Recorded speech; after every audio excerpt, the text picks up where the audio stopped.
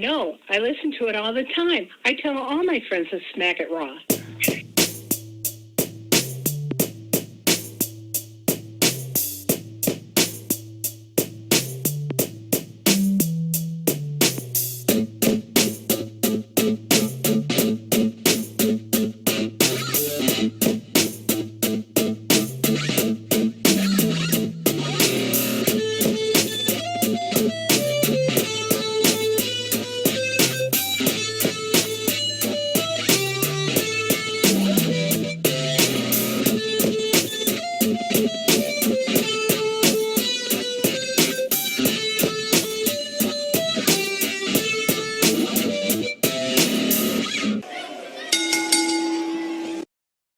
The following podcast contains mature content. The views and opinions expressed by the host are not solely those of the host. Listener discretion is advised. Ladies and gentlemen, welcome to the Smackin' Raw podcast, episode 217. I am your host, the Warden, Matt Ritter. I am here, almost as always, with my co-host, Pornhub Poppy, Daddy Delgado, and the former Seamus Stan. Vince, what's going on? Daddy's home, Matt. Daddy is home. Unfortunately, I'm not bringing that Seamus Stan gimmick back home here to the Smackin' Raw podcast. I unfortunately killed it with our WWE draft, given that I didn't draft him number one and didn't even get a chance to draft him all together. So I think it's safe to say that I can't really bring that energy anymore. We didn't come alone, though. Ladies and gentlemen, from the Marks with Mikes, we have Mr. 6'9" JT. JT, how you doing? What's going on, yo? Gang, Smackin' and Raw podcast. We in there. And of course, also making his Pornhub debut along with JT, we got El Cheech. El Cheech, man, what's going on? Going on at Cheech en la Casa, you know. Hey. Looking forward to, chop it up with you guys. Very interesting to be in here for show. And Seamus is a free agent, man. You should be happy. We're gonna get a lot of Seamus. Mm-hmm. So, for a quick rundown for any of you Marks with Mike fans who don't know how the Smackin' Raw podcast works, we're going to do a little news and rumors. I'm going to plug Young Kings Wrestling and those Black Lives Matter shirts real quick here in a minute. But when we get into the actual meat of the show, what's going to happen is I'm going to have JT or El Cheech pick a show that they want to start with. And then I will run down a brief yet completely biased view of what happened on that show. Then I will ask them what they're swallowing. We'll talk about what they liked and what they're spitting, what they didn't like. We'll do an overall spit or swallow for the show. And then at the end, we'll talk about what our favorite show of the week was. Obviously, Dynamite has not aired as we record this, so we're not going to talk about Dynamite. But we got Raw, SmackDown, NXT, and Rampage to talk about. And boy, SmackDown and Rampage were something last night. So let's get into it. First and foremost, ladies and gentlemen, Young Kings Wrestling, our guys over there have those Black Lives Matter t-shirts. Right now, you can get the pink version for Breast Cancer Awareness Month. Those shirts, which you can find on my pinned tweet at Matt Ritter, there's at MATTRIDDER, not only support the Black Lives Matter movement, which we believe in, not the organization, but also this month, the money is also being donated to breast cancer awareness causes in support of that. So any of those pink shirts you buy, money goes towards that. So if you guys either support breast cancer awareness or Black Lives Matter, please go check them out. Get those shirts because they're fucking dope. I got it on good authority that we should be getting the Wolfpack red Black Lives Matter shirts here very, very soon. Looking forward to that. Fingers crossed. News and rumors real quick. We got Amanda Huber added to the community outreach team for AEW, which is, I think, great that AEW has employed her, continue to support that family, giving her a job. And obviously it's not an on-screen role, which is cool because I don't know how she'd be on screen or if she'd be comfortable, but they still found a spot for her in the company. How do you guys feel about that? I mean, go ahead, Vince, tell it. I mean, I think it's just kind of cool. Kind of cool to go ahead and like help her out, make her feel included. Obviously, when you lose a loved one like that, you need community, you need continuity with people around you, and just feel the love from everyone around you. WWE did similar things with Vicky Guerrero and even with the Ultimate Warrior's wife. I'm drawing a blank on her name, but it's just Dana Warrior. Yeah. There you go. Yeah, it's really nice to see. It's a nice little heartwarming thing, and again, it's not on screen. It's stuff that she's actually going to be able to contribute to the team of AEW. So I'm all for it, man. It was a nice gesture on their part. the right thing to do. If you think about it, like somebody that pretty much was part of your company for whatever time it was is just a testament of the type of, let's say, business they running, that they acknowledging that, like you said, they know Warrior, Vicky Guerrero, which she was annoying as fuck, but then, it grew on us. Let's give it to her. She actually did progress as the time went by. But the fact that it's behind the scenes is a big plus because, sometimes in this day and age, cancel culture or whatever, it's like everything could be portrayed different. Like, oh, they just doing it just to capitalize on this guy or whatever, which that's the way it seems, but it's just the motives and the people involved know what the intention is. And at the end of the day, it comes out. So give my tap, tap my hat to Tip my hat. Tony Khan.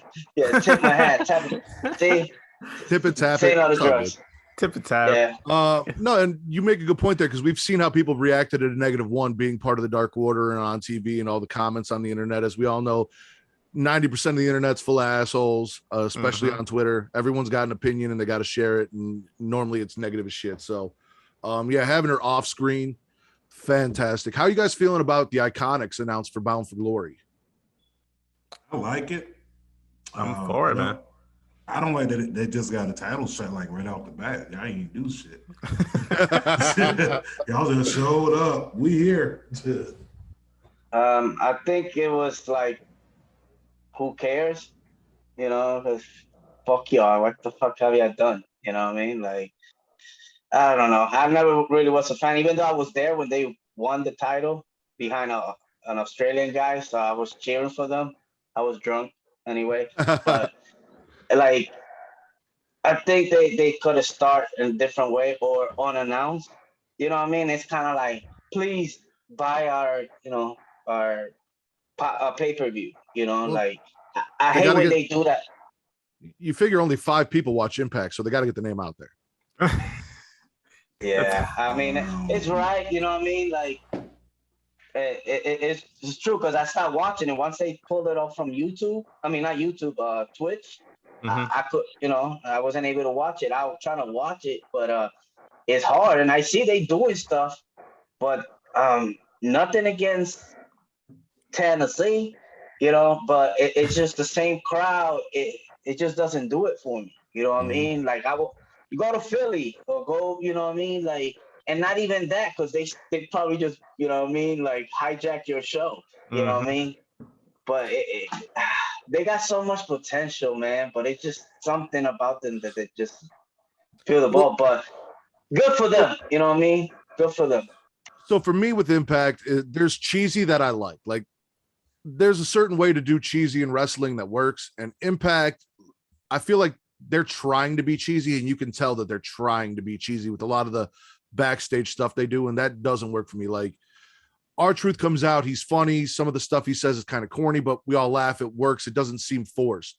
When I watch Impact, a lot of the stuff feels forced, like they're trying to be too funny, they're trying to do this stuff, and it's just, it's not what I enjoy. I've tried watching them a few different times since they've been off Twitch, and especially during the pandemic when Raw was ass in the beginning. I was like, I got to find something else to watch. Impact had tapings with crowds and shit. We watched that, and I couldn't get into it. Like, I couldn't get into it. And you think the fans, the crowd, have to do a lot with it? Yeah, I would say so. It just kind of makes me miss the Impact Zone back in Florida. Back in their glory days of TNA.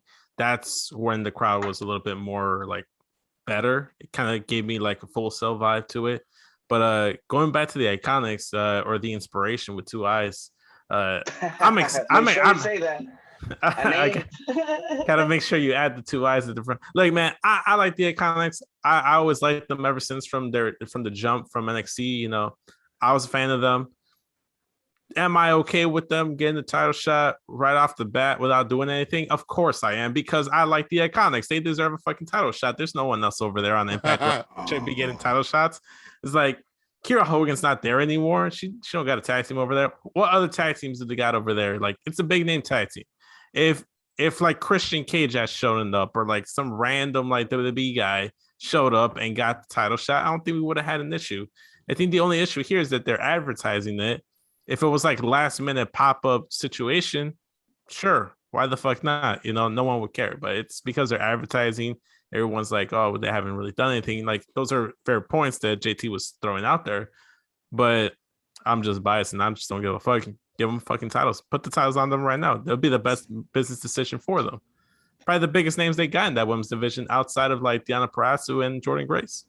I mean, I'm down for seeing more Billy Kay on my TV, so I might actually. Of course, yeah, exactly, exactly. So, how do you guys feel about the whole Top Dollar, Young Bucks, sneakers, Twitter bullshit? Go out, JT. Yo, my man, yo. When was this? Yo, this is all over Twitter. I sent you the thing to your IG. Yo, they've been beefing like all this week, and you know, Top Dollar said what he said. He said, "Hey, some of y'all favorite wrestlers only wear sneakers when they're on TV." Basically saying they ain't really about that life. You know what I'm saying? So, and then you know, the Young Bucks responded with the whole changing their bio. Spent more money on sneakers than the entire NXT roster back in September.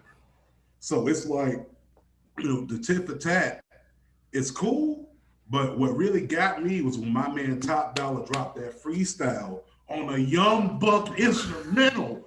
Yo, that right there, reminds me. Plus on top of the fact, like all the metaphors he was using, you know, doing the freestyle, you know, saying, you know, that's the part right there, you know, saying these boys say they super bad. I son you and all your mans, I'm a super dad.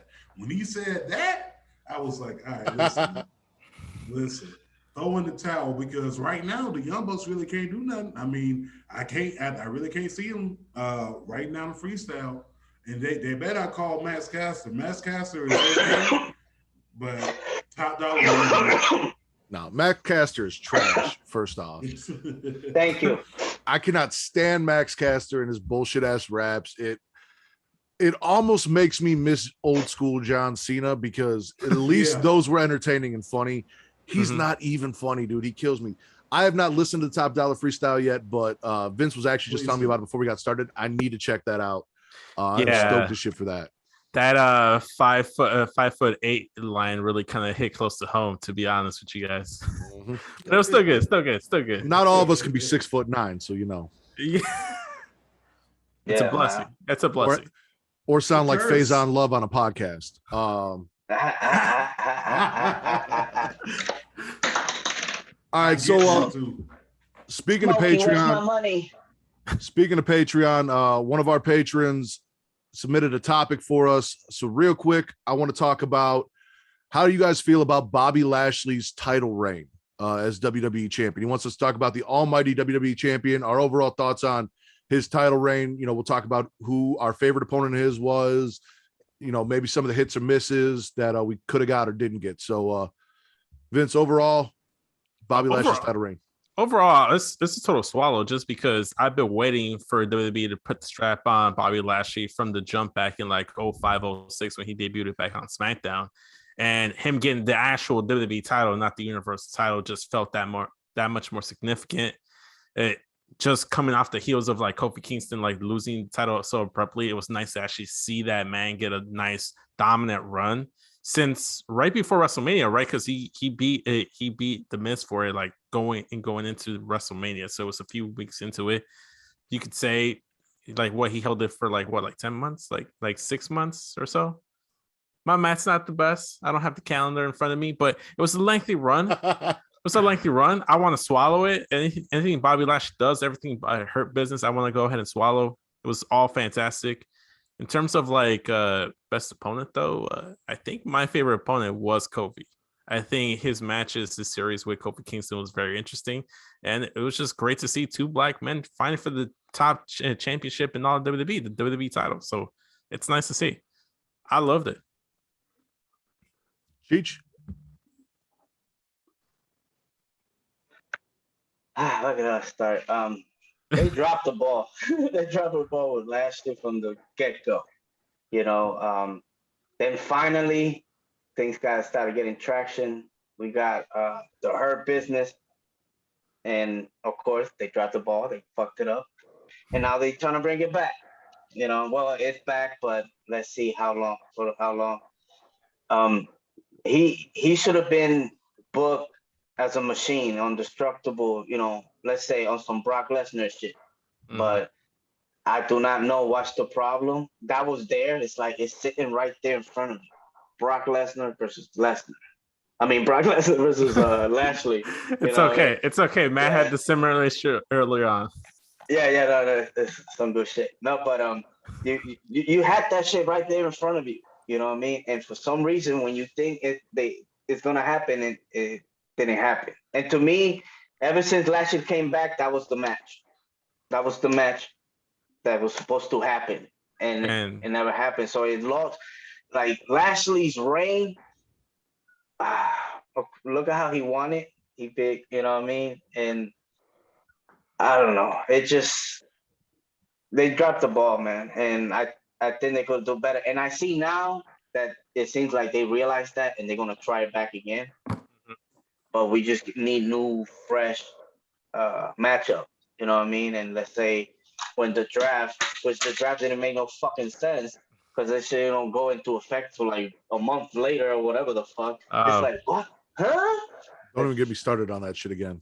Oh, yeah, man. So anyway, with that being said, perhaps this time around, Lashley, you know what I mean? They'll give us the Lashley that we actually know he's capable of, you know what I mean? Like being booked and all that shit. Man. But I guess the favorite matchup, my bad, was, you know what I mean? I have to say the one with McIntyre, and they had good chemistry, but it was just overdone. The timing was, like you said, overdone, and then there was no, pandemic era and shit like that. Mm-hmm. It was like Drew McIntyre, yes, and then it's like, man, the fuck, this guy again? So anyway. Mm-hmm. So are you spitting or are you swallowing? Oh, nah, I'm spitting, B. You're spitting, you're swallowing. JT, what do you got? Listen, Lashley as a champion, 65, 45 days, what have you. Back to what Cheech was saying, how he won it. We was all happy when he won, regardless how he lost it on the cash in.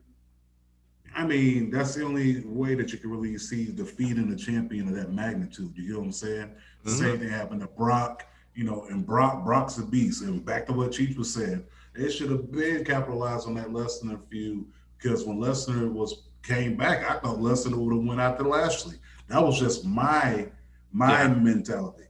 But unfortunately, we didn't get that. Hopefully, we get it at this year's WrestleMania. It ain't too late. But to go ahead to piggyback off of the whole entire run, did they drop the ball with it? They dropped the ball in a lot of places. The first place where they dropped it at was breaking up the Hurt Business. Mm-hmm. When they broke up the Hurt Business, they already at that point took away some of the mystique of Lashley. Don't get me wrong, Lashley as a unit, not as a singles competitor, but not the Lana shit. Man, fuck Lana. No, but Lashley did. Lashley did. So did she spit or swallow? No, but listen. I think that they really messed that part up. They really could have did something with that. The fact they put the Hurt Business back together now, it's kind of like, well, better late than never. But at the same time, it's like you still should have had the momentum. But I will say this: my favorite Lashley match, to be honest, it was against Goldberg. Big meaty man. Slapping me. Yeah. Yeah. Real talk. The reason why I'm saying that is because Goldberg, y'all can say what y'all want to say about dude, because I have my grievances against him too. But his last few matches in WWE have not been as bad as his earlier matches, with your Takers and everyone else. Like, especially when he put on with Drew McIntyre. at the Royal Rumble. Like, I don't remember it, to be honest with you. You know what I'm saying? So that's my favorite feud. But if I'm gonna spit or swallow the whole entire championship run, I'm gonna have to swallow that, my G, because it's like Lashley was a dominant champion. I'm gonna have to swallow that. And I'm gonna piggyback off what JT said. I express all the same sentiments. So for me, the whole thing was like a roller coaster. It was ups and downs. Like, yeah, we had him as champion. He was doing his stuff with Drew. Then the Drew stuff got old. They broke up the Hurt Business. But then after that, they kind of pulled it out of that nosedive. You got that little bit of the New Day feud. You got your matches with Kofi. You got your match with Goldberg, which is also my favorite match because, again, this is him beating a huge name. It's probably the biggest name he beat, most recognizable name he beat while he was champion. You say what you want about Goldberg, whether you like him, you don't like him, that's fine. But regardless of that, from what he did in WCW, from what he did in WWE, for who they built Goldberg up to be, Lashley beating him decisively and then beating the shit out of his kid for, being where he didn't belong. It doesn't get better than that. It does not get better than that. So I'm swallowing it as well. It was ups and downs, and a big miss was not doing Lesnar for sure. Hopefully we still do get that. Also, Keith Lee. I would have liked to see at least one Keith Lee feud in there between Lashley and Lee. That would have been nice too to get before he lost the title. But again, we still have time. It's not over. That was just his first run. Hopefully he has a few more. So we'll see where we go from there. Cheap plug to the WWE draft where I was talking about like it was a swallow for Lashley to stay on Raw because that leaves him with the opportunity to kind of like play musical chairs with that WWE title. Because if he goes over to SmackDown, that Universal title isn't going anywhere from Roman. So at least him staying on Raw, I'm not saying within the next few weeks he's going to get the title off of Big E, but I wouldn't be surprised if they do kind of like a WWF, like WWE title run over on Raw, where you have Big E being champion. Maybe Keith Lee can have a run for the title. Now you have like maybe an AJ or Randy or Bobby Lashley. Everyone can have a fair run with the title. Completely believable. I feel like that's the title that's going to change hands the most throughout this next wrestling calendar year, and that's the possibilities there. Like, yes, the reign was what it was. It had its ups and downs. There were a lot of good there. There was a lot of good there, a lot of bad. But it might not be his only run. It might be just one of many runs. He can go down being a 5-time, 6-time, 7-time WWE champion. We don't know that. Hopefully he is. Do you have something, Cheech? You got all excited there for a second. I was thinking about the fact that WWE will do a thing like that WWE will do, put the belts back together, due to the roster. You know what I mean? Like, I'm pretty sure Becky Lynch, both shows will benefit having her. You know what I mean? The same thing with Roman. You know what I mean? Like, especially with everything that's going on, even if people don't want to admit it, AEW. You know what I mean? What about if they go ahead and do that? Just to be like shocking, even though we've seen it before. I could see them doing that, getting rid of that belt. I wouldn't be against it, but we just did a draft. It would have been like a whole waste of the month of October if we out here just doing the whole Vince, we just did a whole ass draft that doesn't take effect for 3 weeks, and they don't even honor the fucking brand split as is. And if you listen to my show, you know I bitch about that all the time. It is my biggest pet peeve. All the time. So, and I'm just saying, like, they do stuff that don't make no sense. So pretty much, I wouldn't be surprised if they actually do that again. But does wrestling make sense? No. Cheech, where do you want to start? Raw, SmackDown, Rampage, or NXT? Wow. Raw was in San Francisco, right? I think so. I believe so. And I guess, they strict in the mandates over there. And I guess in 17,000, I forgot how many people they could fit there. They only was actually able to fill like not even 4,000 people there. So if you notice, there was a lot of pitch black on Monday, and that kind of took away from Raw also because there wasn't too much like fans, you know what I mean? And, so do you want me to start with Raw? Yeah. All right. So we kick off Drew doing a promo. Biggie interrupts. They go back and forth about who's going to win at Crown Jewel. The Usos interrupt, come out to stir some shit up. They make a tag match. Usos drop Drew and Big E as they're arguing back and forth. And then backstage, they decide, hey, we got to put our issues aside to deal with these two. So main event, Drew and E versus the Usos. Big E and Drew end up fighting each other. And Drew kind of takes out Big E at the end. This was all basically just kind of like maybe set up for Survivor Series, but also more so set up the Crown Jewel match between Big E and Drew. New Day interview. We talk about what's going to happen if they both win tonight. They don't answer. Ricochet loses to Woods. Then Kofi loses to Jinder. So we got next week Jinder versus Woods going into Crown Jewel to see who's going to face what we'll talk about later as Finn Balor. We have more RK Bro. Riddle challenged Ole Miss because he's a fucking idiot. And Randy's like, listen, I didn't tell you to do that dumb shit and I don't have your back. And he's like, oh, okay, Randy. And then Randy didn't have his back. I respect the shit out of that. Mustafa loses the Hurt Business. Ali puts Mansoor on his ass because they lost again. And then while Mansoor's backstage trying to be all cool about it, he's like, oh, we'll figure it out. We'll work it out. Ali's like, no, bitch, I told you I'm done, and puts him on his ass again. Gonna beat some sense into that man. Fantastic. Shayna defeats Dana Brooke again. Moves on. Charlotte, Sasha, and Bianca all have promos for their match later. We got Riddle versus Ole Miss. Riddle comes out and starts babbling about, bullshit, hoping Randy's going to show up. And then he's like, all right, Randy, now. And there's no fucking Randy. So AJ demands they start the match. And then as AJ is directing traffic for Ole Miss to kill Riddle, plays a little bit too much after the match and catches an RKO. So Randy does finally show up to RKO AJ, but also lets Riddle get destroyed, which made me super happy. Anytime Ole Miss squashes Riddle, I have a good night. We got a Lashley promo for Crown Jewel. Basically, he says he can't be beat, let alone killed. So fuck you, Goldberg, and fuck you, kid. Matt Hardy loses to Austin Theory, and then Jeff Hardy loses to Austin Theory. Sorry, I always go to the better Hardy. Loses to Austin Theory, and then Jeff almost gets the win because the 24/7 shit interrupts the match, but still gets rolled up and loses. I'm sure all those Jeff Hardy fans are really happy that he didn't stay in the 24/7 division. We got a dope-ass promo for Chucky, which debuted after, because I'm a big horror movie fan. You can see him back there.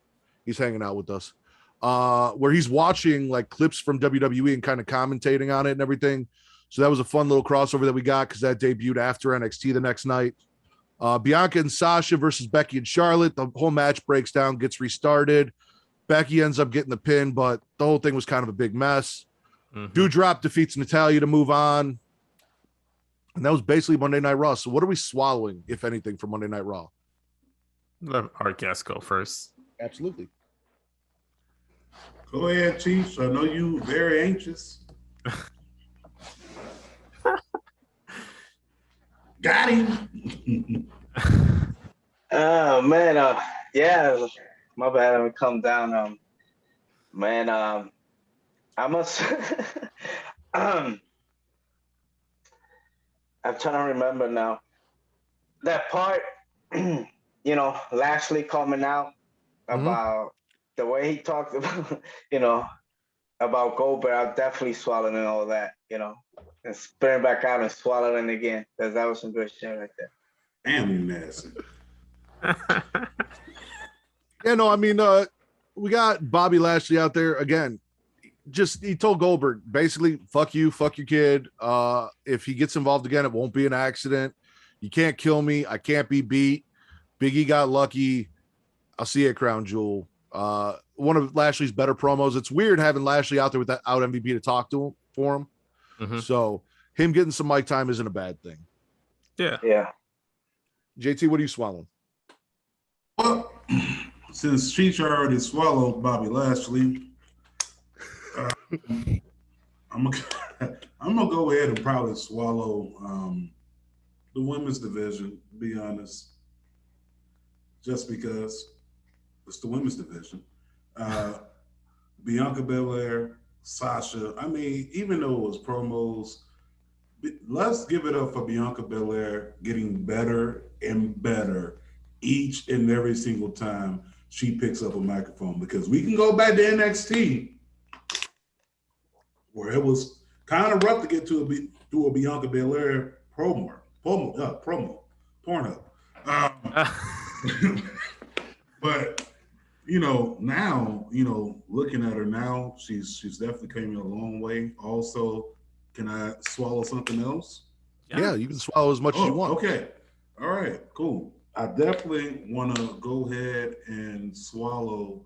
Let's swallow that tag match, that mixed tag match between Big E. I'm not mixed tag match. I'm sorry. Big E and Drew versus the Usos. Let's talk about that.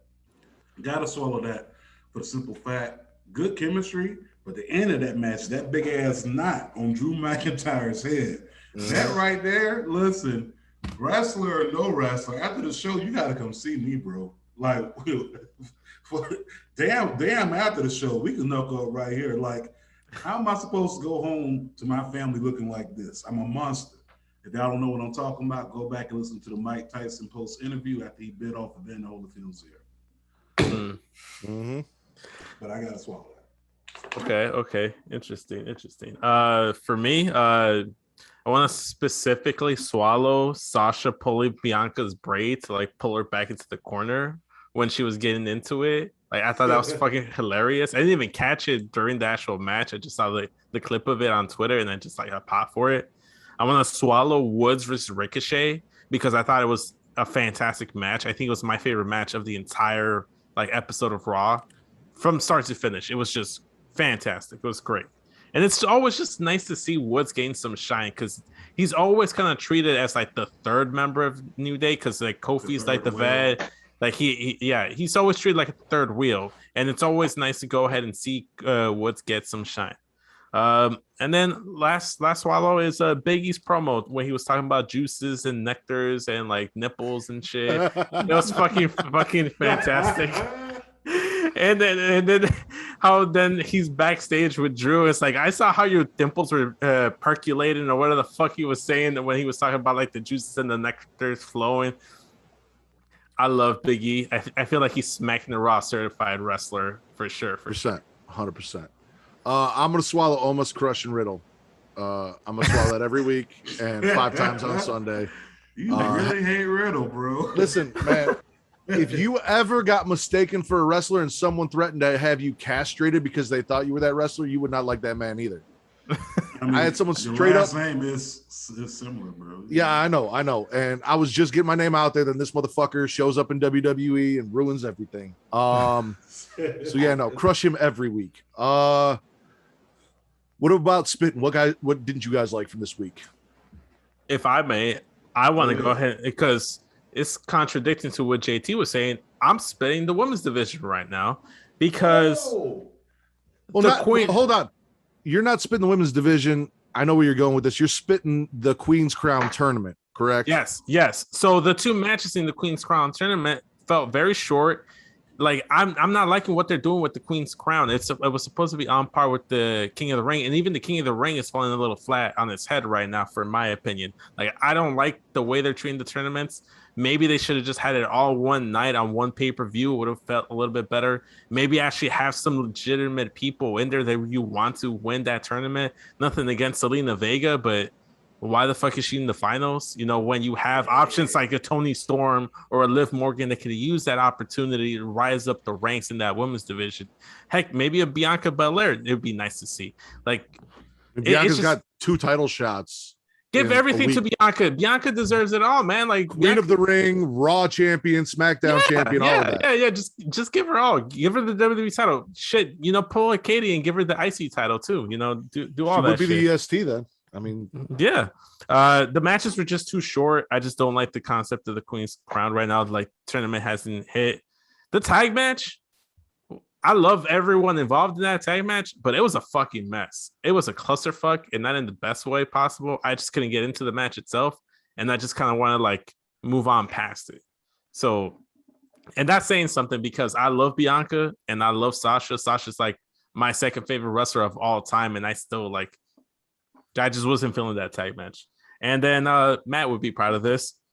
I want to split the fact that the brand split is non-existent for like 2-3 weeks. Like, fuck that bullshit. Just like, I agree with Matt because I saw Matt tweet. It's like, okay, I understand that like the brand split is in limbo right now for the next few weeks, but if you were drafted to SmackDown and you were already on SmackDown, you have no business being on Raw. The only way that you can be on Raw is if you were moved over to SmackDown, but technically still pertain to Raw. That's the only drafted way. to Raw from Or SmackDown. drafted to Raw from SmackDown. Yes, but if you were on SmackDown and got drafted back to SmackDown, we should not be seeing the bloodline on SmackDown. Raw. You know, Raw. That's what I meant. Raw. Yeah. But yeah, that's what I want to spit. Makes sense. Cheech, you spitting anything? Yeah, definitely that little exchange between McIntyre and Big E. You were feeling it? Nah. I mean, some of it, you know what I mean? But then, like, you weren't feeling the juices and the nectar and the nipples. You weren't feeling all that conversation. Those were conversational topics you were feeling. Nah, man. Like I wasn't like, what the fuck this come from? You know what I mean? It took me out of by surprise. I mean, it came from a man who let another man oil him up on camera and then had sex with the Money in the Bank on the top turnbuckle. That's where it came from, and that is my kind of WWE champion. That is a Pornhub certified WWE champion right there. Yeah. But the other one, definitely that almost and Riddle. You know, it just I don't know, man. AJ Styles should be doing something else. I just don't know why almost is still, getting shine when you have Braun Strowman. But anyway, yeah, and that match with the girls, I definitely spit in that because we've seen that so many times and it looked like hot shot. Put that shit together. Yeah. Fair enough. JT, you got anything? So if I am gonna spit, I don't like the way they play with my emotions. I don't think most people do, JT. They give us this Queen's Crown tournament, and I'm happy for it because people have been talking about it. It's like, oh, finally, a Queen of the Ring, and we get the Queen's Crown. Okay, I'll take that name. But not nail match has surpassed 3 minutes. But then again, most guys can't surpass 3 minutes either. That's a porn topic right there. But wouldn't be a good Pornhub video if that was the topic. I mean, let's be honest. If you watching the Pornhub video and you ain't win in 3 minutes, maybe you should wrap it up. Just saying. 50 seconds to the video, I'm asleep. But back to what I was saying.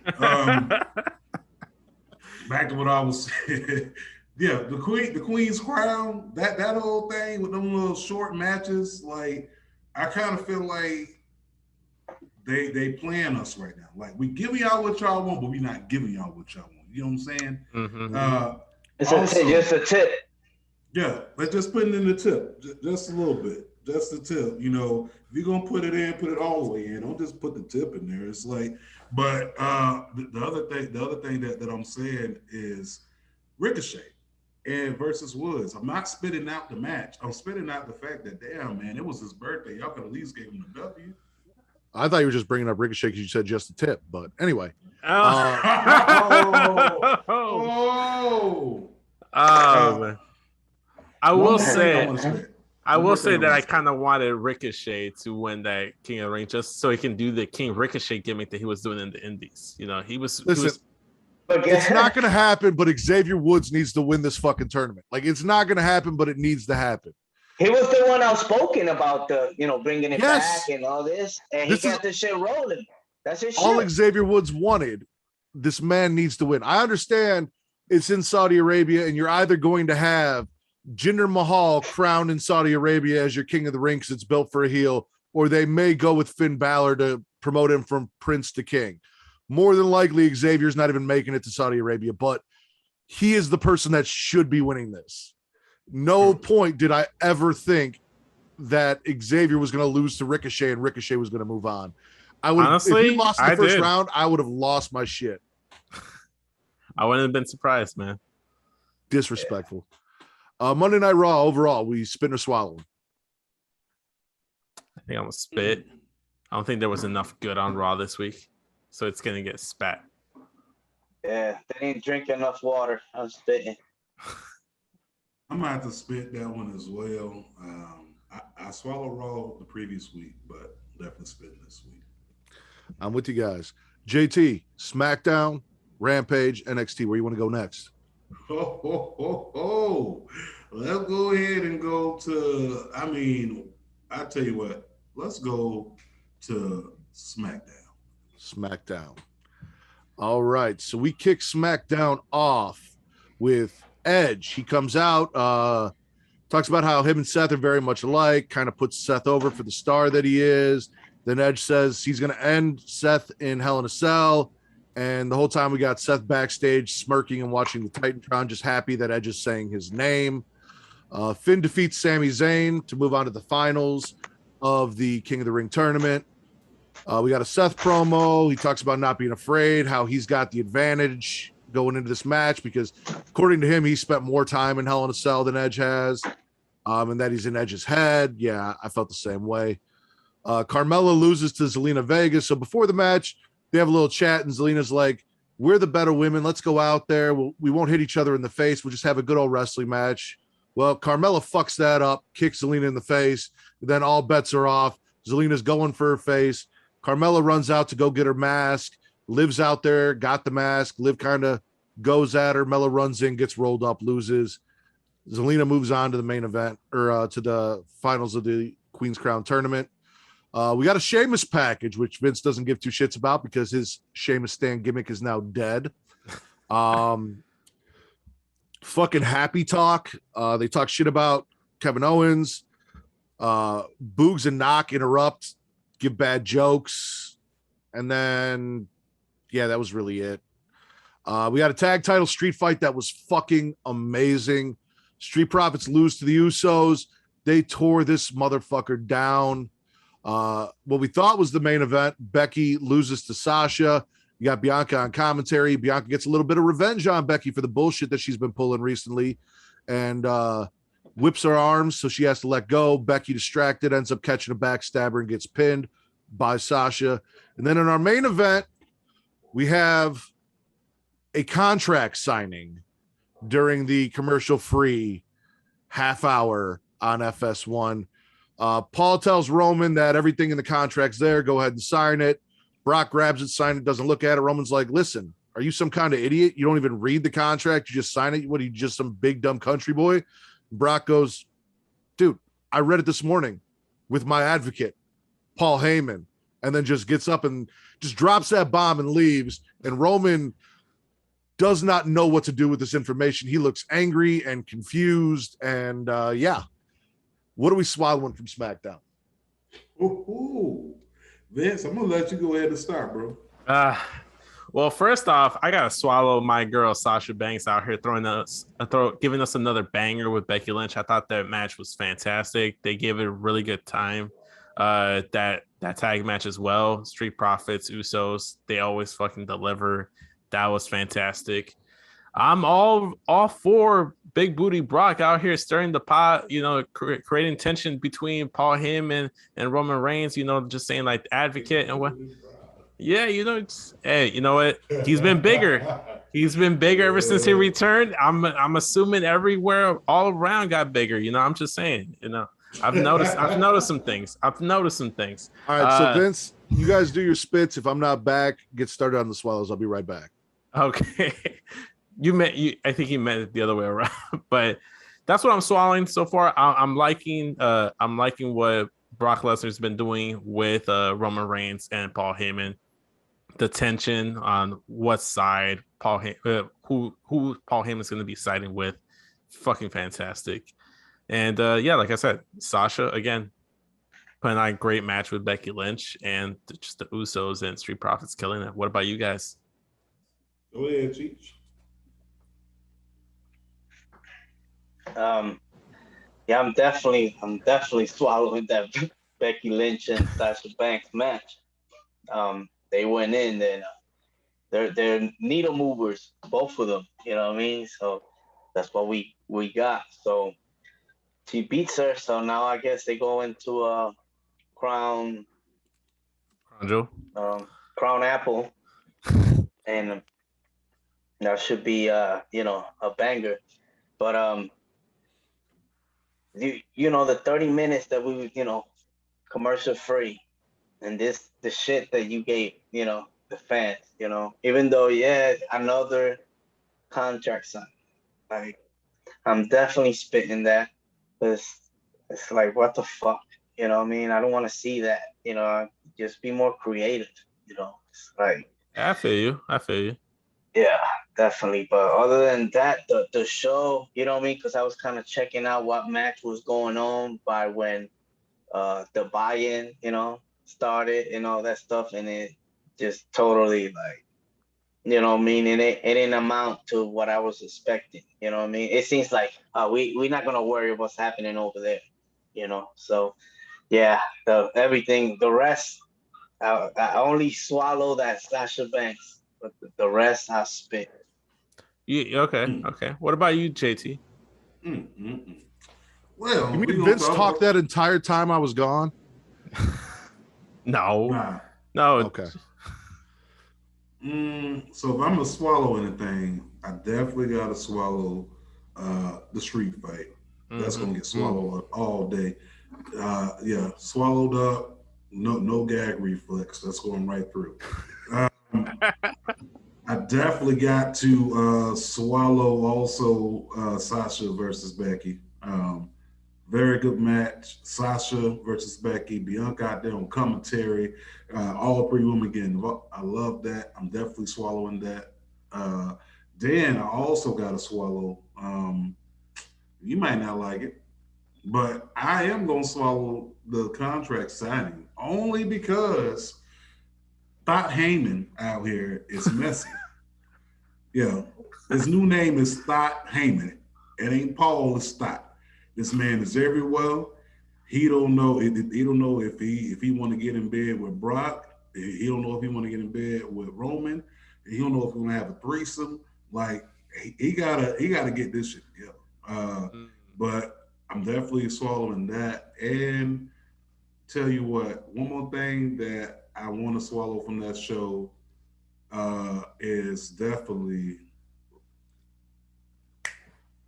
the Edge and Seth Rollins exchange on promos. Okay. Only because this feels like a good build-up, for a match of this magnitude. But if I'm going to spit anything out, it's going to be Zelina Vega going up against Carmella. For sure. See, I'm swallowing that. I'm swallowing Zelina and Carmella because I like the story that they told in the match. Obviously, it wasn't a long match. Did Zelina and Carmella need to have a match? No, it should have either been Zelina and Liv or Carmella and Tony. With depending on who's gonna. So it's a babyface versus heel. Two heels shouldn't have won in the first round. I agree with that, but I like the exchange backstage. I like the idea of you don't need to bring the mask down. We're good. We won't hit each other in the face. And then Carmella's the one to actually break it and hit her in the face. Carmella going for the mask and that being the downfall of her match. Liv showing up, continuing that. So I'm actually swallowing that match just for the little bit of storytelling and stuff that they did in it. I enjoyed that. I thought it was kind of fun. I'm swallowing basically everything you said. The contract signing. I don't know which one's the side chick and which one's the main chick. If Roman's the main chick and Brock's the side chick, or if Brock's the main chick. I think they both think they're the main chick. I don't know what's going on there, but Paul definitely slipped up and let them find out about each other, and now he's stuck in the middle. Needs to figure some shit out. It'd be like that sometimes. The women's. You know what? He lucky. Paul Heyman is lucky. This is TV, and this one in the hood. This would have been a totally different situation. Yeah. I read the contract when Paul came through. Oh, so you was at this bitch house? Like that whole entire situation. You know what? Totally left. I stay with the notion and the idea that the messy one here is Brock, and I want to say and I want to believe that Paul Heyman has been faithful for the first time in his illustrious career to Roman Reigns, and hasn't actually been dipping his toes into the Brock Lesnar pool. I honestly do believe this is just Brock Lesnar just fucking shit up just to see the world Roman Reigns built to burn. So what you saying is Brock Lesnar is basically Ray J, kind of like I hit it first type of bullshit and just Exactly. fucking Exactly. Well, we all know that Heyman's clearly got a best tongue game in wrestling. We've heard his promos. Nobody can stand up to him. And that's obviously what's keeping both these two coming back. But no, I'm with you, Vince. I think that Brock is a side chick. He knows that he's a side chick, and he's just trying to start shit to start shit. Like, he's out here starting shit to start shit for no reason. He's like, oh, yeah, he was at my house this morning. We already went over the contract. So he didn't do that with you? Petty. Oh. Mm-hmm. On some bullshit. One more thing, my bad. I forgot to say. I'm definitely spitting out Madcap. Madcap, No. happy talk. Ooh. That shit sounds like that should be on Pornhub. Happy talk sounds like a Pornhub show. Just saying. But it ain't. Happy ending ain't. talk would be. What they did to Riddick Moss, from being a beast in the Raw Underground to this goofy ass shit, nah, B. I'm spitting that shit out twice over. Matter of fact, warn me before you come. Like, I don't know.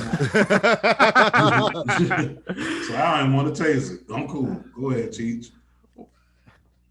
Well, I think Cheech kind of like prematurely spat the fact that the contract signing was in that half-hour crossover part of SmackDown, and I agree with him. I agree with the timing. Probably wasn't the best. They probably should just like given it like the main event slot to the women and have that be like the thing that leads you in to the half hour. You know, that probably would have been the better placement of everything. But or give us the last part of that Usos tag match commercial free, and then the women's match, or the majority of the Usos Street Profits tag match commercial free, and the women's match, however you want to do it. Mm-hmm. What about you, Matt? Where are you spitting? Really, the only thing I'm gonna spit is the same thing as JT. Like, I gotta spit that terrible fucking Madcap Moss happy talk bullshit. I know TC, and part of me thinks TC is just trolling the entire internet community with this, but like, I know TC loves Happy Corbin. He's the only person I know that loves Happy Corbin. This whole gimmick is trash. Madcap Moss is trash. I cannot stand it. I hate it. I did forget to mention one thing. I missed two things actually. We also had Naomi losing to Sonya and Shayna in that handicap match. Sonya came out, and then she's like, hey, I forgot to tell you because you left my office. I told you to not leave my office before I'm done talking to you, with her disrespectful Karen ass. It's a handicap match. It's me and Shayna. And then Shayna and Sonya just went down there and beat the shit out of her for 3 minutes. Naomi got a little bit of offense.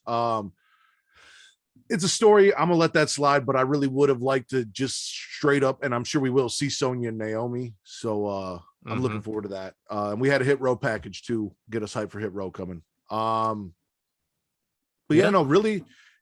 And then Boogs and fucking Nakamura came out for what? So Boogs could do Boogs things and like yell Nakamura's name. And I love Rick Boogs. Let me have this. I know you love boogers. I get it. Man. Yeah, but that's it. Overall, though, SmackDown's better swallow, guys. You got to unmute yourself, JT. Man, this seems to be a running thing. I do this on my show all the time. Where I just be talking. They be like, yo, Papa. Nah. If I'm going to say overall, I am going to swallow. I'm going to swallow SmackDown, but can I just say one thing? Mm-hmm. I'm definitely spitting FS1 out because these motherfuckers didn't even promote the show. That shit wasn't promoted on Twitter. It wasn't promoted on IG. Not one single social media post to say, tune in to SmackDown tonight on FS1. Yeah, that's some bullshit. That wasn't good. But what about you, Cheech? Yeah, I'm spitting it all out because it just I thought that it was gonna be like a solid show, and for some reason the hype was elsewhere, with what the other show was doing, and I didn't feel the same with SmackDown, even though they added that 30 minutes, but man, like this, my man said, Fox Sports 1, you know what I mean? It just didn't feel like you have to watch it, you know, because it's there, you know, like, I skip it, you know. So I think that didn't help either, you know. So, Fair enough. I'm swallowing. Strictly off of the Street Profits versus Usos. They could have given me that match and fucking Matt Riddle for the other hour and a half, and I would have still swallowed because that was a fantastic match. Like, those guys really tore it down. I was watching Daniel Bryan versus Minoru Suzuki and the Usos versus the Street Profits, and I was having a hard time deciding where my attention needed to be. They were both pulling me back and forth. It was a tug of war. 1 minute I'm sitting over here and I'm like, oh shit, what's going on SmackDown? Next minute I see Daniel Bryan almost get knocked the fuck out, which we'll talk about, and then I'm watching that. So the fact that a match that people have been waiting for to see and blah blah blah blah, and this whole open door shit, and that's so hyped up for those kind of wrestling fans, which is a kind of wrestling style I do enjoy. But that being over there and being for free on YouTube, and then the Usos and Street Profits, you know, on par with a Minoru Suzuki and a Daniel Bryan as far as keeping my attention in the match, I got to swallow the whole show just for that. Yeah, I mean, the street fight by itself like is worthy enough, but also like we've already mentioned, Sasha and Becky Lynch, like it was such a fantastic match. I'm all for the drama and the messiness of the Paul Heyman, Brock Lesnar, Roman Reigns love triangle. Give me more of that, and just those three things in of itself are enough. And I like, there were some things that I can't spit, but overall I want to go ahead and give SmackDown a swallow. Me and Vince are easy, so give us one thing we like, we're swallowing. Yeah. JT, where do you want to go next? You want to go NXT or Rampage? Let's go to NXT to kind of soften the palate, you know. Okay. So we kick it off with Swerve in the parking lot. B-Fab and Top Dollar got jumped and kidnapped. Ashanti Adonis is missing. Then we got an interview with Swerve where he talks about how Legado, you know, they think they did something, but they're going to bring his demons out tonight in that main event match for the North American Championship. Ciampa defeats Joe Wayne Gacy. This creepy ass motherfucker. He's in the ring, cuts a promo. He's doing the whole cancel culture thing, talking about snowflakes and inclusivity and toxic masculinity, and kind of playing up this whole idea as a heel. We got Harland in the crowd, also being creepy. After the match, after Ciampa gets the win, Harland lays out Ciampa post-match, grabs Gacy by the throat, and then this man just like reaches out like he's fucking Black Widow and starts stroking dude's cheek, and he gets all shy, pops a boner, and runs away to go hide. Didn't know how to handle himself. My favorite attraction, Toxic Attraction, cuts a promo. We got Mandy going for the women's title, Gigi and JC for the tag titles, and then Mandy lets us know that whether she's blonde, brown, green, blue, doesn't matter. She's still the baddest bitch, no matter her hair color. We got a mystery promo for a Halloween Havoc, looks like debut or return. Someone says they're going to bury the past and begin again.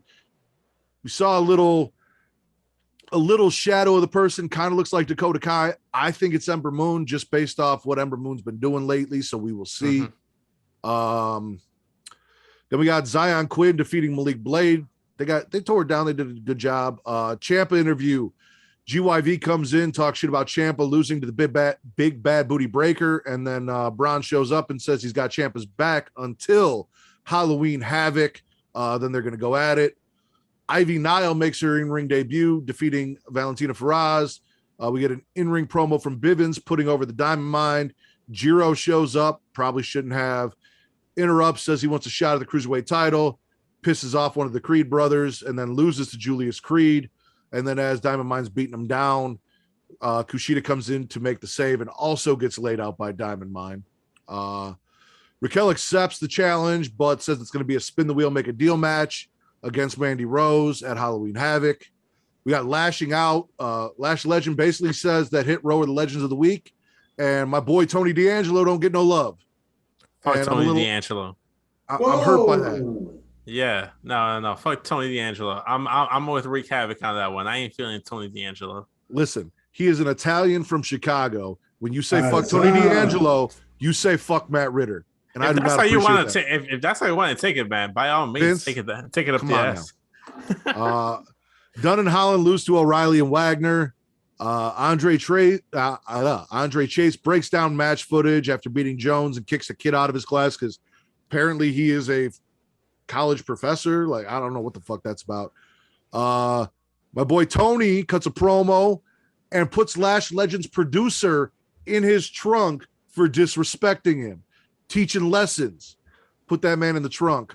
Duke Hudson defeats Grayson Waller. We got Indy and Persia defeating Saray and Amari Miller. Indy gives Dexter a kiss before going out. He watches from backstage, and then Io and Zoe and Toxic Attraction come out. We get a big women's tag division brawl. Waller coaches Grimes on how to get ladies because apparently with all that money, Grimes has no game whatsoever. So Grayson's going to help him out. We got a solo. Damn. He doesn't. We saw that. Poor guy. Solo Sequoia package. I believe that is Baby Uso. Is it? I think so. And then in our main event, Swerve defeats Santos Escobar to retain the North American Championship. And then, ladies and gentlemen, with all of Hit Row gone, Carmelo Hayes and Trick Williams come down to have Swerve's back, take out Legado during the match. Hayes cashes in his title shot, defeats Swerve, and is your new North American champion. What are we swallowing from NXT? Cheech, JT, one of you guys want to go first this time? I'm putting it on Cheech first. Oh, me? Okay. First and foremost, Vince, you have to say fuck Tony. Hey, you know what? I meant it with my whole soul, man. He may represent Matt, but he does not represent all of Chicago. And I don't like if he wanted to claim he's from some other city, I'm all for it, man. But I'm not feeling Tony D'Angelo. I don't get the hype behind Tony D'Angelo. Have you been to Little Italy? No, he's a fugazi. That's all I'm going to say about it. Well, let me go ahead and start off here. Put on my Vito Corleone for you real quick. I'm gonna spit anything from this show. I'm gonna swallow. I say, you all say, definitely have to swallow Toxic Attraction because they're toxic. Definitely have to swallow Carmelo Hayes because he doesn't miss. I put out a hit, he hits him every single time. Lash Legend, every single time. But my bambino, my boy, my guy, Tony, I have to swallow. Because Tony does not fucking miss, okay? The man is fire. He's actually, and I'm going to say this, he's probably one of the top 5 gimmicks that they're trying to push that's actually going to get over it. Mm-hmm. He's going to get over it. Also, I'm going to have to definitely swallow from that show. It's a stretch, but I'm going to swallow the whole Holland Joe Casey interaction because my man just put his hand to his face. He diffused the whole situation. He just touched him. No, stop, calm down. He just touched him on his face, and it did something to him because his whole mode changed. It changed. Don't try that shit at home, guys. Don't try that shit at home. It won't work. Try that shit at home, you end up in the hospital. Like, no, don't do that. Yo, my man, chill out. It's like I don't see that happening in real life situations. Like you got some wrestling fans. Some wrestling fans might be crazy enough to test that theory out. You guys let me know how that shit works out for you guys. Come back and get back to us about it. But listen, I'm telling you right now, Joe Wayne Gacy is going to be hosting Halloween Havoc from a white van in the NXT parking lot, and Harlan's going to be in that motherfucker just kidnapping people. We're not going to see them again. They're going to come back looking like Michael Cole pinned up against the wall from what's his name? Hide and right. Yeah, just scared and confused and distraught. There is some weird serial killer abduction, possible rapist vibes going on between those two. I'm not sure I'm comfortable with it at all. We grew up in Chicago. You're a little younger than me, Vince, so you might not remember John Wayne Gacy, but that was still somewhat prevalent. The man in the clown paint, near and dear to our hearts, right over there, just over the border in Indiana. Yeah. So this man taking the last name Gacy and then being this creepy just doesn't sit well with me. It kind of, I'm not afraid of a lot of things, but that man, and then the way he was touching Harlan, like, you would think you'd be more afraid of Harlan as opposed to Joe Wayne Gacy, but Joe Wayne Gacy gives me the creeps, man. I said it last week. Harlan looks like Brock Lesnar fucks Snitsky. Like, I'm not scared of that man. That man don't do shit to me. He does though. That's the weird part. Like, you know, I'm sitting there looking at it and I'm just imagining it's like, yeah. They look like they was like, let's make a specimen here. Give me a little bit of specimen. Give me a little bit of Snitsky. A little bit of Snitsky, put them together. Oh my gosh. Go ahead, Cheech. I'm definitely spitting that too, man, because I don't know. That Harlan, I was suspecting him a different way, and I know they're trying to introduce new people and new characters, but I don't know, it just didn't fit him. I think the haircut that he had was awesome, you know, but that was Super crazy. Saiyan. Yeah, like, you know what I mean? Like Android 17. Listen, I was never Android 15. So shit. I was never on the Parker Bordeaux train. Like, I thought the man's name was a douchebag before they changed it to Harlan. I was like, this dude kind of looks like a slightly out of shape Brock Lesnar. Like, I never saw the hype outside of he kind of looks like Brock Lesnar. I don't know what this man can do. And until he gets in the ring and shows me something and impresses me, I've got a innate already distaste for this man before he's even done anything. So he's really got to prove me wrong. You know, you guys were talking about like he kind of looks like Brock Lesnar but bald, but when I see him with Brock Lesnar fucks Snitsky. No, okay. Yeah, but like, and then before then, he's saying that he looked like Brock with the hair and stuff. But with his whole getup and how he looks now, he kind of just looks like a bald. I'm trying to blank on his fucking name Eric Rowan? now. No, not Eric Rowan. So he was Solomon Crow in WWE. Callahan. Yeah, Sammy Callahan. Sammy Callahan. He looks like a bald, clean-shaven, like Sammy Callahan with tattoos. That's kind of what he looks like to me right now, to be fair. Like Sammy Callahan took a shower? Like Sammy Callahan took a shower and decided to shave all fucking body hair and facial hair and head hair and everything. Is there anything you're swallowing from the show, Cheech? Yeah, I'm definitely swallowing Braun Breaker whenever he comes on. I'm heavy on dude, you know what I mean? Like, I just wish... Breaker. Oh man, big booty breaker. Yeah, but I think he's great, man. I just wish that, the name was still attached. But if you know, and some people might question why is he being pushed and blah blah blah. But this is once in every other generation type of wrestler. You know what I mean? And I think he's gonna be great as long as he be put around the good storylines and the great matchup, But but also I'm gonna take my time just to just stay there, let them just squirt all over me. The toxic attraction. Man. Yes, I'm swallowing all that. That's cool. I'm with you there, Cheech. I'm swallowing toxic attraction. Everything from the whole show, like the opening promo, JC and Gigi coming out to confront to confront Persia and Indy Hartwell. I thought that was great. They setting up the triple threat tag title match for Halloween Havoc. Swallowing Swerve versus Santos Escobar. That main event was really fucking good. I love that main event. Did you go in thinking Santos was going to win? Yeah. I did. Were you disappointed when he didn't?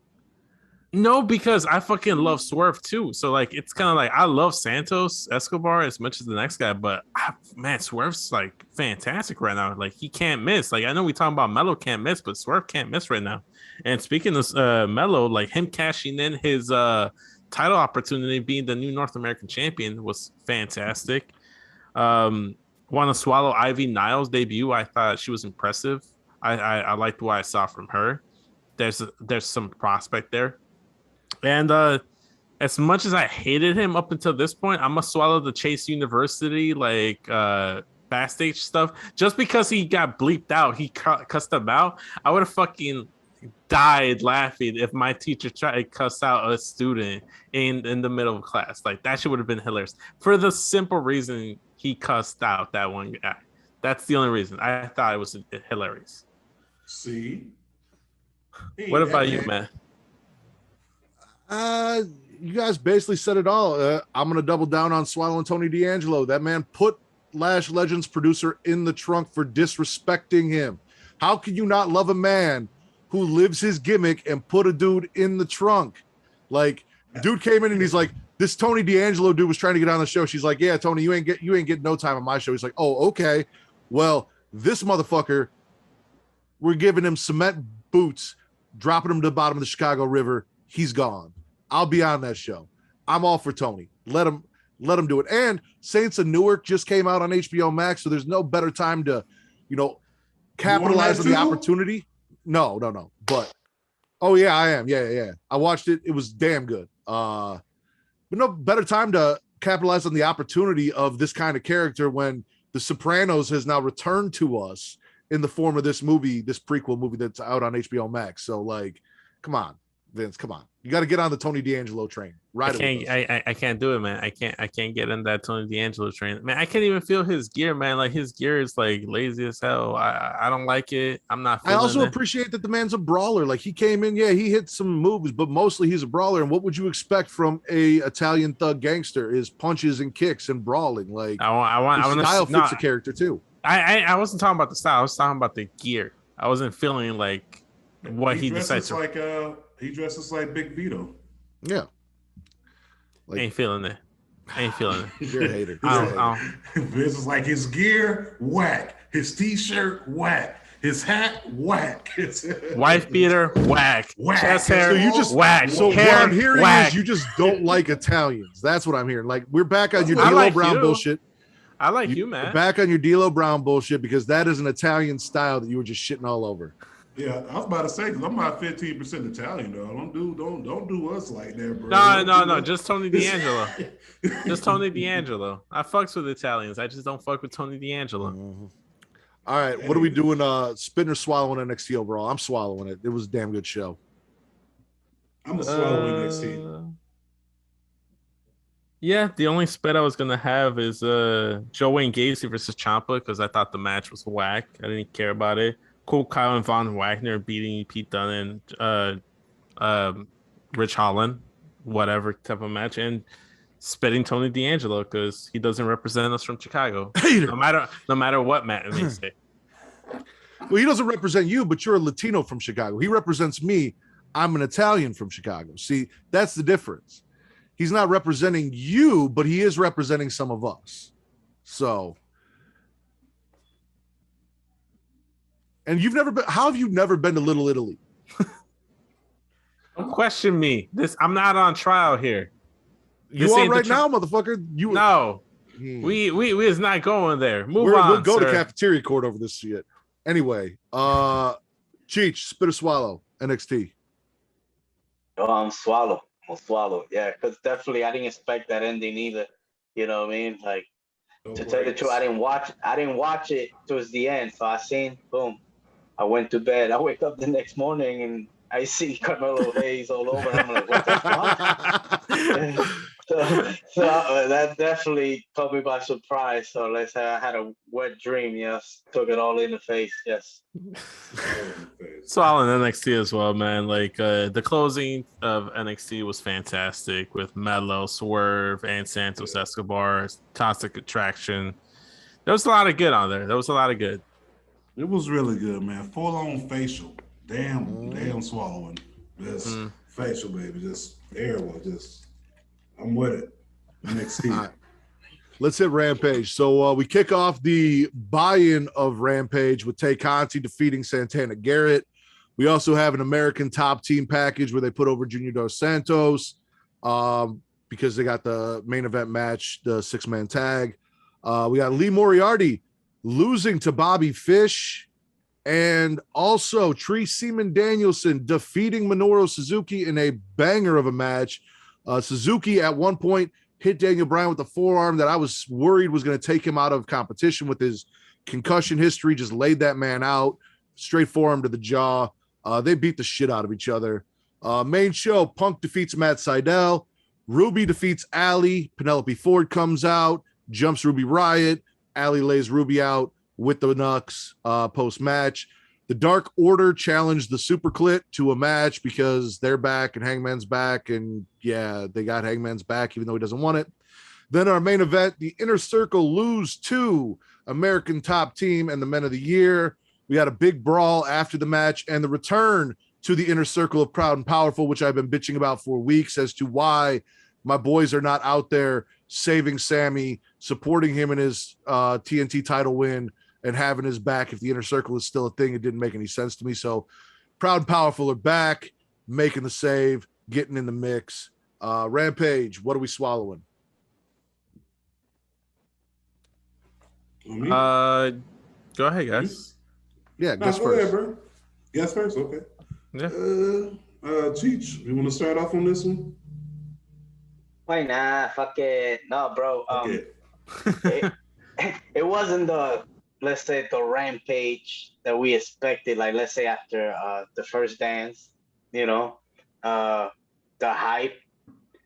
This Rampage was solid, you know, even though, like, what was the purpose? He didn't fight him at Sydal. Fuck it. It's a good match, you know what I mean? So, you know, we got CM Punk. Tay Conti was, you know what I mean, she had progress, and, you know, Cherry Bomb, aka Alley Cat, you know, not Alley Cat, my bad, Alley. She got her match or whatever. Like that, I spit, you know what I mean? I wasn't really into that, you know what I mean? At the end, the fact that, you know, like you said, Power and Powerful came back, it was definitely, you know, a good sight seeing them all back together. Maybe there's, you know, they might be getting some type of War Games type ish with all the stables that they have. But that buy-in for sure, you know what I mean? Like, I'm a Lee Moriarty guy. It was great seeing him in the big stage. You know, Bobby Fish, give me Red Dragon, then we talk. Other than that, fuck out of here. You know what I'm saying? Like, Lee Moriarty should have won. Lee Moriarty should have won, man. But yeah, it was solid, man. I just made sure I stretched. I got on my knees. I took it all in the face. Now follow that shit. What do you got, JT? Well, goddamn, she's just a little nasty little one, ain't you? God, you stretching everything for this one, huh? God damn it, damn. Give it to me. No, but listen, I'm definitely, I have to start off with my swallows for tonight. If I'm gonna swallow anything, it's definitely gonna be Bryan versus Suzuki. That was unbelievable. It's one of those things where AEW gives you the matches that you dreamed of, type of things. You know what I'm saying? So that was a good present for the fans for free on YouTube. By the way, I think 73,000 people tuned into that. You know, so 73 less thousand viewers for SmackDown. But Unless they were like me and they were watching it side by side. Yeah, side by side. But I think the diehards probably about 70,000. But I'm definitely swallowing that. I definitely swallow Lee Moriarty only because he home team. representing. I remember the first time seeing this kid wrestle about 2.5, 3 years ago. The first time I actually seen him wrestle was for, I want to say, it wasn't AIW. I think it was, I can't call the name of the promotion. It's just retired to some weird thing. But P Pro Wrestling something, but I forgot the name of it. But Lee is home team, so we got a rivalry. Tiger style. Tiger style all day. And also Bobby Fish, like back to what Chief was saying, if it ain't Red Dragon, if it ain't a tag team, not saying that Bobby Fish is not a good singles competitor, but he is just as interesting to me as actually listening to Ben Stein talk. That's how interesting he is. If I'm playing devil's advocate here, for the reason I would speculate that Bobby Fish beat Lee Moriarty was for the sole reason that he has a match against Bryan Danielson on Dynamite tonight. So if he loses to Lee Moriarty, that's kind of like a throwaway match because Bryan Danielson is like 10 times like power level wise. If we're trying to take things to like the Dragon Ball Z aspect of things, his power level is way higher than Lee Moriarty, and if Bobby Fish loses to him, then he has zero chance to go up against Daniel Bryan or even put up a good contest against Daniel Bryan. That's my only devil's advocate thing I'm gonna go ahead and throw out there. But you're right. I would have loved to see Lee Moriarty get that win there. It's power level. It's unmatched. Kakarot. Another Dragon Ball Z reference. Yeah. But last thing I want to swallow from that night. I want to go ahead and swallow. Let's go ahead and swallow the CM Punk versus Matt Sydal. That's kind of like right in the middle of spit and swallow because it was sloppy towards the end there. Mm-hmm. Very, very sloppy, like sloppy toppy sloppy, just everywhere. So you're gonna gargle that one. You can gargle undecidedly. Yeah. I'm undecided. I'm gonna gargle that one there. And last but not least, I definitely want to go ahead and swallow. Let's go. Oh no, I already said Brian versus Suzuki. Suzuki. Yep. Yeah, that's to me. The rest of the show, I'm spitting. They want all of that. So I guess with me, I'm just gonna swallow Tay Conti whenever she's on my screen because it's Tay fucking Conti. Lee Moriarty swallowing the fact that man put on a solid match and got signed to AEW after the fact. Bryan Danielson versus Suzuki, swallowed that twice. I actually probably want to go back and watch it one more time and actually just like sit there and really enjoy it.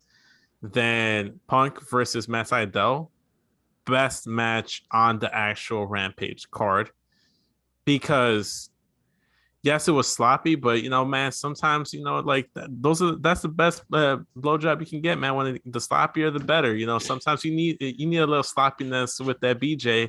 It just makes it all that much better. That's kind of like CM Punk's wrestling style now. It's sloppy, man. That's what he's giving you on night in, night out basis. But at least it's consistent with the sloppiness. It's gonna be there. But also too, it's also Punk like working his way back into ring shape, into rhythm, trying to get timing to things. This is probably the most difficult match he's had to do just in terms of like pace because they went for a very long time. Like other than like maybe the Darby match, like he looked like he was blown up at the end of that match, but it was all very fucking good. It was all fucking good. And I like what they're doing with Punk, slowly building him up, slowly getting to that crescendo.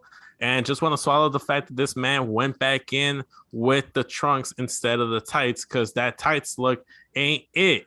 I keep saying that week after week. Don't do the tights, bro. You ain't Bret Hart. You can't do it. You're not HBK. You can't rock it. Like, you can't do it. Just stick with the trunks or go back to the basketball shorts like you were doing back in Ring of Honor, But yeah, that's about all I'm swallowing. Oh, and Ruby Soho, just because I like Ruby Soho. Shout out to JJ. Got to swallow Ruby for JJ. Swallow Ruby for JJ, yeah. Shout out to JJ, man. JJ is like one of the best. Mm-hmm. I'm swallowing Santana Ante. both of them. Happy Santana found a place after WWE released her to go do some shit.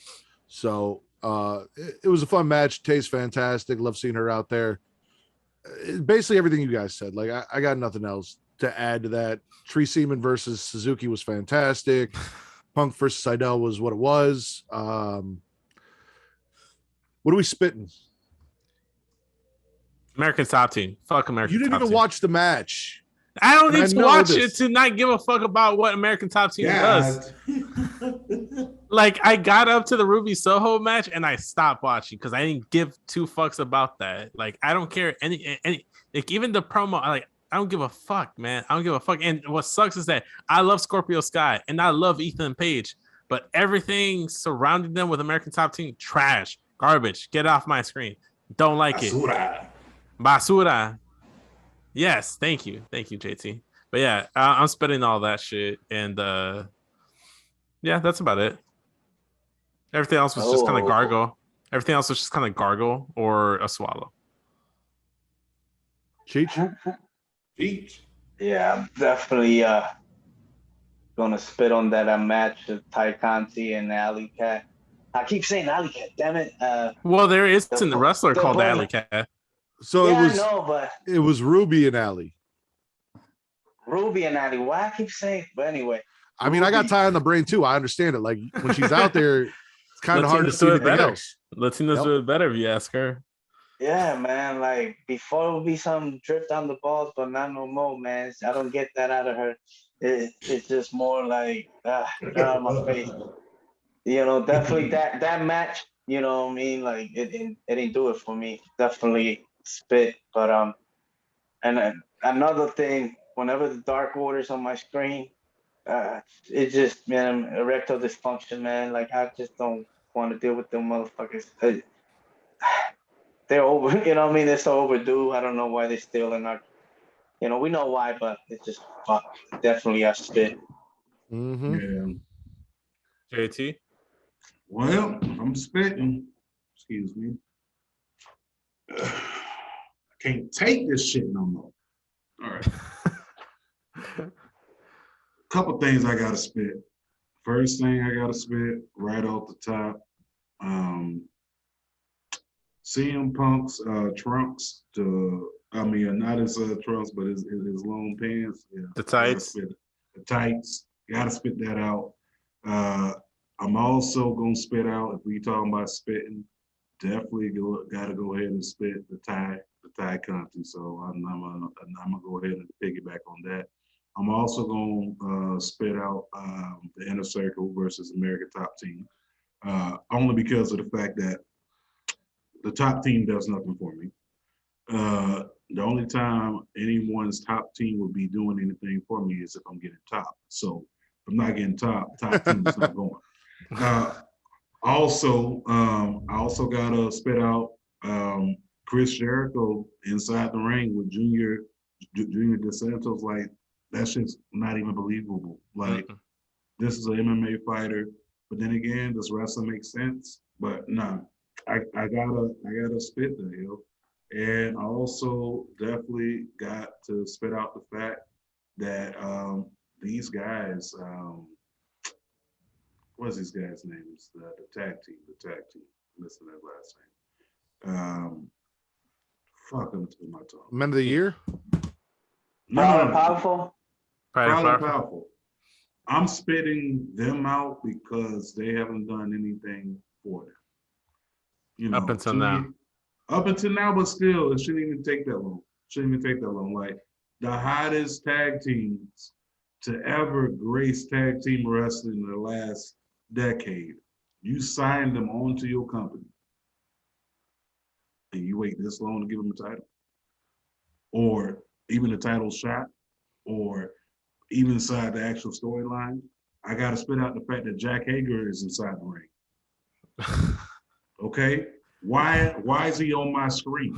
Okay, all right. He was born in WWE. He's born in AEW. Okay, the only thing Swagger / Hager had going for himself was we the people. Other than that, if it ain't we the people, I don't want to see the bullshit. And last but not least, he is not as hot as he makes himself out to be as an MMA fighter. Okay, the people that he fighting are trash. If he pull that shit in UFC, he'll be another CM Punk. Damn. Vince, did you do your spits already? Yes, I spat American top. Oh yeah, that's right. You spat the thing you didn't even watch. I remember now. Yeah, I gotta go with you guys. Dark Order. I don't give a shit about them. Fucking Johnny Tiny Hands and that whole thing just doesn't do it for me. Riding Hangman's Jock. Inner Circle main event. American Top Team. Junior Dos Santos in-ring debut wasn't anything like. It's not like they did with Junior Dos Santos what WWE did with Bad Bunny. Like, you didn't make the man look amazing. Bad Bunny busted out a Canadian Destroyer and actually went and trained the Performance Center. Don't question Bad Bunny's commitment to this sport. I was literally putting Bad Bunny over. I said they didn't do with Junior Dos Santos what WWE did with Bad Bunny, saying Junior Dos Santos didn't put in the work like Bad Bunny, Matt. Reiterate your sentence. Bad Bunny was good. This was not. That is what I'm saying. Jesus. Yeah. You gotta chill. Hey, Matt, you gotta chill, bro. Listen, there's 3 people you can't talk about in the Latino culture, and Bad Bunny is one of them. I was putting the man over. It's not like I was shitting on him like this man did Tony D'Angelo. There's Bad Bunny, Selena, and Eddie Guerrero. You can't say shit about those 3. Everybody else, have at it. It could be good or bad. No, Vince had his Latino card question when he was shitting on Hoobie, but that's neither here nor there. You were shitting on Hoobie? I said he was the 3rd best member of the Mexicals. Oh, I stand by that statement because Mexicals was not WCW. Mexicals was WWE. If you look at what the body of work in WWE as Mexicals, he's the least productive one. Yes, he won the Cruiserweight title, but he had it for a cup of tea and then dropped it to who? I don't even remember. Hoovie's Hoovie. Plain and simple. Don't be disrespectful. Overall, Rampage, spit or swallow? Swallow. Just if we're counting the buy-in, then I'm swallowing. If we're not counting the buy-in, we are. It's the whole show. So the full 2 hours, then I'm a swallow just because of Bryan Danielson versus Suzuki and CM Punk's match. Mm-hmm. And I got to see Ty Conti, so I always want to swallow Ty Conti.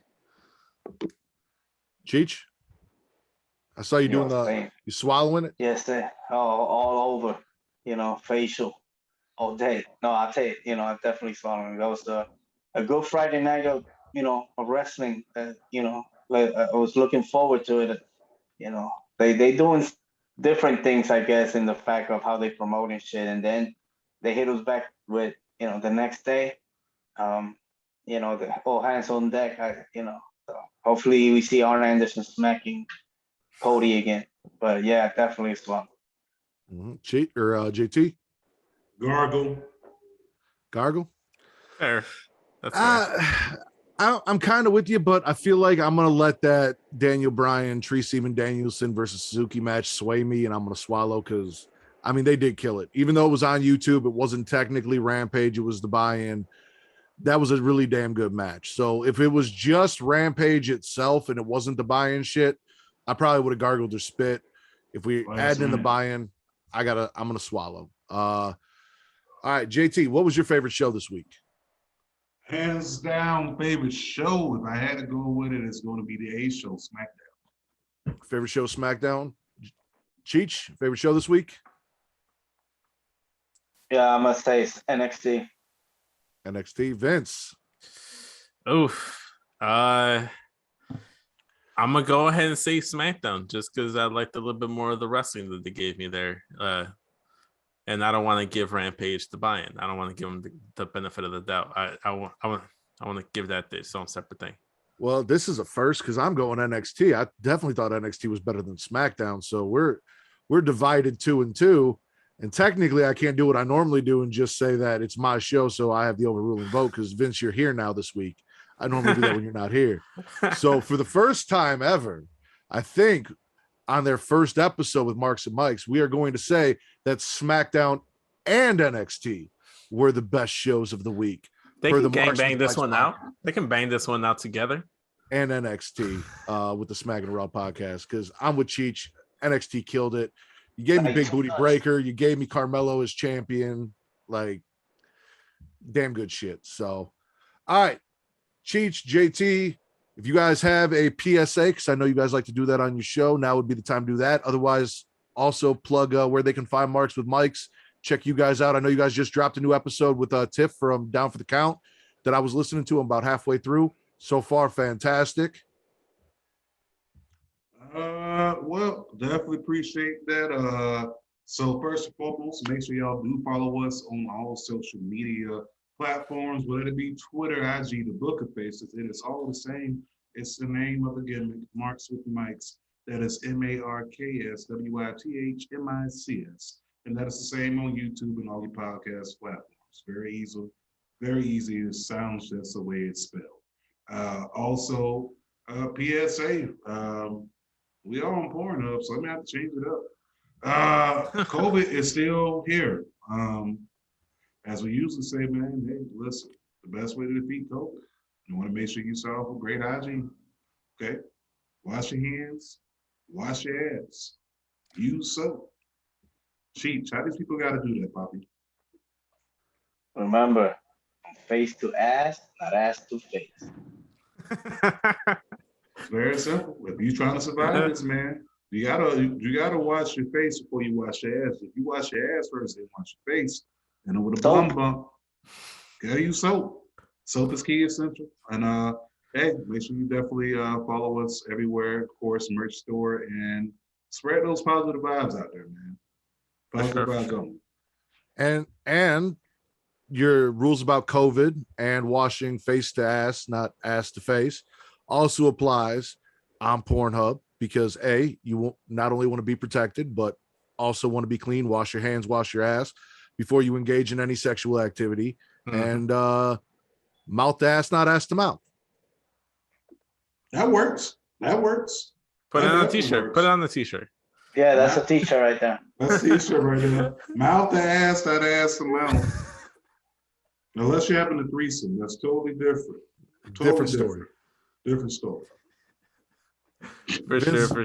Go ahead and plug your shit. Obviously, you guys can find me on all social media platforms at SES Vince in the bio for my social media, Instagram and Twitter. You'll be able to find my linktree/SES Vince, where you can find all my straight talk content, where we talk Bulls, wrestling, anime, and all that nerdy shit, just like we do here in Creation World.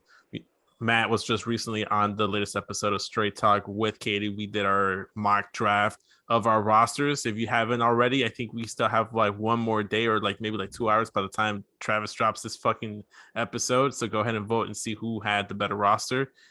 Spoiler warning, it was me. That's what the consensus vote says right now, Matt. Coming from the guy that's coming in third place in that vote, I think it's safe to say that I had the better roster again. But also go ahead and check out the new show, Spit or Swallow, hosted by yours truly. We talked about the actual WWE draft, so we're going to be having an in-depth analysis of that. So go ahead and check that out. The YouTube exclusive, Spit or Swallow. You take out all Benji's burner accounts, you're in last, but that's neither here nor there. You guys can follow me on Twitter at Matt Riddle. There's at MATTRIDDER. Also, Creation World is the banner under which the Smackin' Raw podcast exists. You guys check them out at creationworld.com, The Creation World on Twitter and Instagram. That's THECREATIA World. Facebook.com/Creation World. There's also Facebook for this podcast, which is Facebook.com/group/Smackin' Raw. Real chill over there. So if you're on Facebook, you want to talk wrestling and not have a lot of drama, come check us out. We do chats for every show over there. And we have a Twitter and Instagram for this podcast. It is at Smackin' Raw Pod. I run the Twitter. Vince runs the Instagram. So if you're not following that, go follow that and check that out. Yes, sir. But no one has anything else. No. For Mr. 6'9", El Cheech, the Pornhub Poppy, I am the Warden, Matt Ritter. We are Smackin' Raw, and we are the #1 wrestling podcast on Pornhub. Later, y'all. Later. Yo, thank you for letting me smack it raw with you all today. Oh, baby, I like it raw.